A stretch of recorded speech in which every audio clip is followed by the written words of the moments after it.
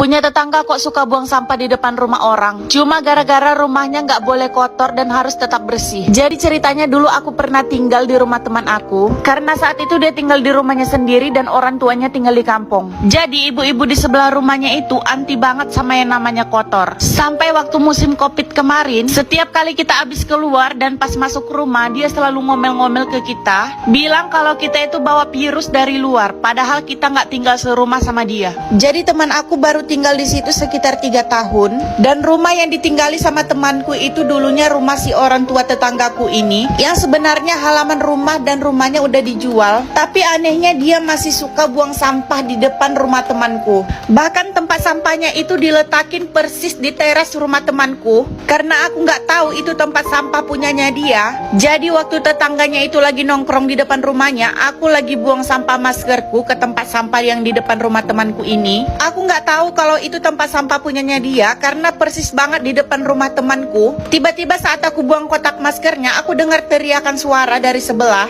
Aku pikir tetangganya ini lagi ngomong sama orang lain, ternyata dia lagi ngomong sama aku.